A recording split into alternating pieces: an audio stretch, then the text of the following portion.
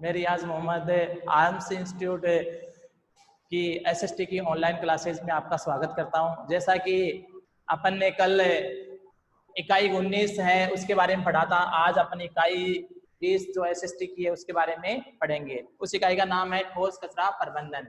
इससे 2 नंबर का क्वेश्चन आता है, ठीक है। तो कुछ क्वेश्चन है और उनका उत्तर है वो मैं आपको बता रहा हूँ। इनको अच्छी तरीके से ढंग से याद करना आपको एग्जाम के लिए। 29 जून को जो पेपर होने वाला है एसएसटी का। तो पहला जो क्वेश्चन है, स्वच्छ भारत मिशन क्या है? तो स्वच्छ भारत मिशन कब शुरुआत हुई उसकी? गांधी जयंती के अवसर पर 2 अक्टूबर 2014 को प्रारंभ किया गया था। ग्रामीण क्षेत्रों में शौचालय का निर्माण करा करके किसने लागू की थी ये? भारत के माननीय प्रधानमंत्री नरेंद्र मोदी ने। इसके लिए ग्रामीण क्षेत्रों में लोग क्या करते थे, खुले में शौच जाते थे, उनके लिए शौचालयों की व्यवस्था की गई। खुले में शौच मुक्त ग्रामीण भारत का निर्माण कराना कि कोई भी ग्रामीण क्षेत्र के जो लोग हैं वो खुले में शौच के लिए जाते हैं तो उनके लिए शौचालयों का निर्माण करवाया गया और खुले में शौच से भारत क्या हो गया, मुक्त हो गया। ठीक है, ये है आपका स्वच्छ भारत मिशन। इसके बाद में क्वेश्चन नंबर दूसरा देखिए यहाँ पे, ठोस कचरा प्रबंधन से आप क्या समझते हैं?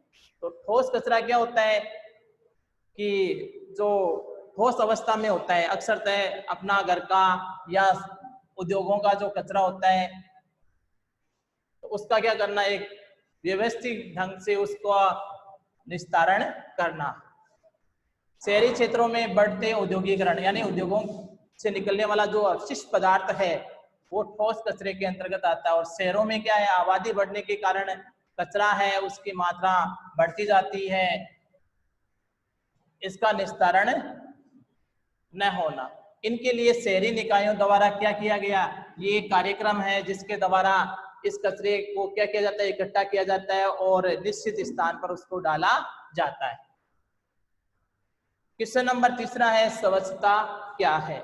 तो स्वच्छता का मतलब किससे ले सकते हैं अपन? साफ सफाई से ले सकते हैं। स्वच्छता का अर्थ से उन प्रावधानों, सुविधाओं व सेवाओं से है जो मानव से का जो मलमूत्र होता है और कचरे का जो सुरक्षित निस्तारण है, यानी उसको आपको बिना किसी को नुकसान पहुंचाए एक निश्चित जगह के ऊपर आपको उसको डालना है या उसको दबाना है जमीन।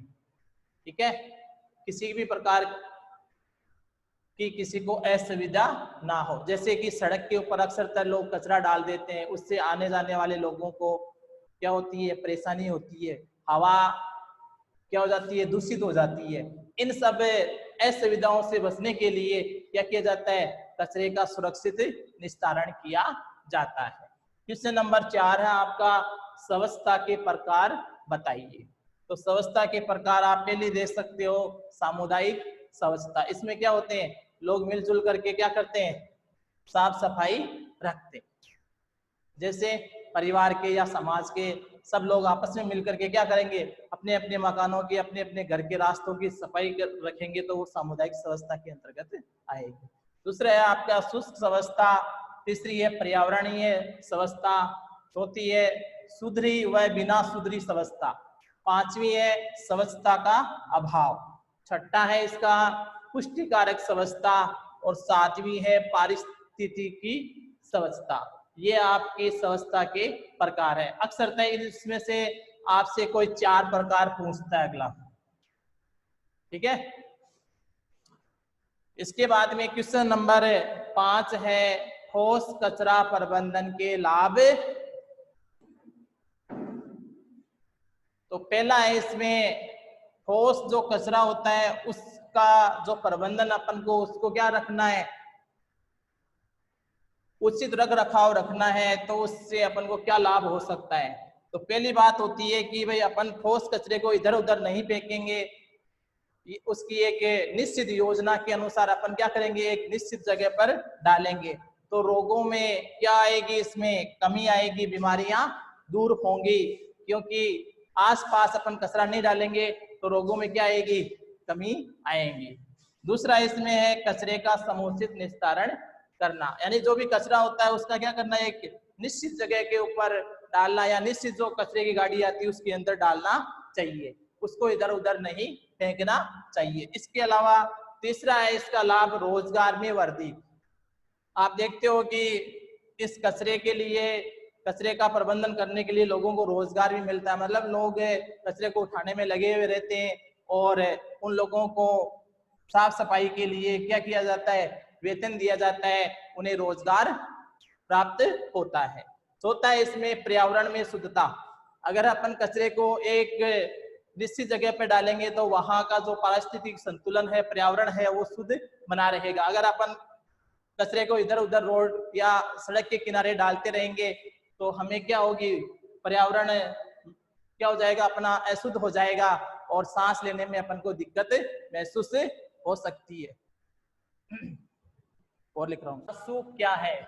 चोल राज्य में प्रचलित जो सोने का सिक्का होता था उसे कासू कहा जाता था। चोल साम्राज्य या चोल राज्य के अंदर जो मुद्रा चलती थी उसे किस रूप में चलती थी, वो सोने के सिक्के के रूप में, और उसे एक स्पेशल नाम दे दिया गया। क्या दे दिया गया, कासू। ठीक है। क्वेश्चन नंबर 2 देखें आप, सिकंदरी गज क्या है। लोधी वंश था तो उसके जो शासक थे उन शासकों ने क्या चलाया था, एक गज चलाया था। क्या चलाया था, गज, जो प्राय कितनी लंबाई का होता था, 30 इंच का होता था, और यह लंबे समय तक सिकंदरी गज के नाम से चलता था। ठीक है, लोधी वंश के शासकों ने इसको चलाया था। ये कितनी लंबाई थी इसकी, 30 इंच का होता था और काफी लंबे समय तक ये सिकंदरी गज के नाम से चलता था। क्वेश्चन नंबर 3 देखिए यहाँ पे, बंदा बैरागी कौन था। बंदा बैरागी जिसे बहादुर भी कहते थे और इसका मूल नाम क्या था, माधोदास। बंदा बैरागी का मूल नाम माधोदास। इनका जो जन्म है वो 1670 ईस्वी में कौन सा परिवार, राजपूत परिवार में हुआ था। गोदावरी जो नदी है उसके किनारे पे इनका आश्रम था और उसमें वो निवास करते थे। गुरु गोविंद सिंह के दक्षिण प्रवास, यानी दक्षिण में चले जाने पर एक स्थान को छोड़ करके दूसरे स्थान पर चले जाना क्या कहलाता है, प्रवास। तो गुरु गोविंद सिंह कहाँ चले गए, दक्षिण प्रवास। उस समय इन्होंने स्वयं को गुरु का बंदा कहा। किसने कहा, बंदा बैरागी, मतलब माधोदास ने किसका बंदा कहा, गोविंद सिंह को गुरु का बंदा कहा। अतः ये बंदा बैरागी के नाम से पहचाने गए। वहीं से ये क्या हो गए, बंदा बैरागी के नाम से पहचाने जाने लगा। गुरु गोविंद सिंह को क्या कहा था इन्होंने, गुरु का, इन्होंने अपने आप को गुरु का बंदा कहा। गुरु गोविंद सिंह के जब संपर्क में आए और वहीं से इन्हें बंदा बैरागी के नाम से जाना जाने लगा। क्वेश्चन नंबर 4 है आपका, जल परिवहन है वो किसी भी देश को सबसे सस्ता यातायात प्रदान करता है, क्यों। आप देखते हो कि जल परिवहन होता है उसमें किसी भी प्रकार की कोई सड़क या रेल मार्ग लाइनों को नहीं बिछाना पड़ता है, उसके लिए ना किसी प्रकार के कोई कर्मचारी की व्यवस्था की जाती है। इसके अलावा इसके निर्माण में भी किसी भी प्रकार का कोई निर्माण नहीं करना पड़ता है, क्योंकि जल के अंदर ना तो कोई सड़क बिछाई जाती है, ना ही लाइनें बिछाई जाती है, और ना ही किसी कर्मचारी की नियुक्ति की जाती है। इस प्रकार से जल परिवहन का जो साधन है वो क्या होता है, सबसे सस्ता साधन होता है। इसके बाद में क्वेश्चन नंबर 5 देखें आप, धर्म क्या है। मनुष्य की नैतिक उन्नति हेतु प्रतिपादित आदर्श धर्म कहलाया। यानी मनुष्य क्या करता है, अपनी जो नैतिक जो आदर्श है, मतलब अपने व्यवहार अच्छे आदर्शों को ही क्या कहा गया है, धर्म कहा गया है, जिसमें पाप धर्म से निवर्ती। देखना आप एक बार देखो तो सही कितना हो गया।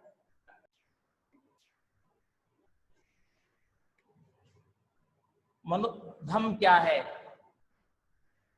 मनुष्य की जो नैतिक उन्नति होती है उसके लिए एक प्रतिपादित जो आदर्श है वो क्या कहलाता है, यानी नैतिक जो व्यवहार है वो अच्छा व्यवहार अपन किसी के साथ करते हैं वही क्या कहलाता है, एक तरह से धर्म कहलाता है, जिसमें पाप धर्म से निवृत्ति, यानी किसी भी प्रकार का कोई पाप धर्म हमें नहीं करना है, उससे निवृत्त हो जाना है। विश्व कल्याण, विश्व के कल्याण के लिए, विश्व की भलाई के लिए कार्य करना, दूसरों पे दया रखना, गरीबों को दान देना, हमेशा सच बोलना, कर्म शुद्धि, कर्म क्या करना, शुद्ध, कर्म क्या होने चाहिए, शुद्ध होने चाहिए, स्वभाव कैसा होना चाहिए, साधु के समान एकदम सरल होना चाहिए, कल्याणकारी कार्य यानी लोगों की भलाई के लिए कार्य करना चाहिए, माता पिता और गुरु के प्रति आदर, माता पिता और गुरु का हमें क्या करना चाहिए, मान सम्मान करना चाहिए, उनकी इज्जत करनी चाहिए। प्रति आदर्श, आदर्शों को ही शामिल किया जाता है, किसमें किया जाता है, इस धम्म में इन सभी आदर्शों को शामिल किया जाता है। थैंक यू, वीडियो को शेयर और लाइक कीजिए।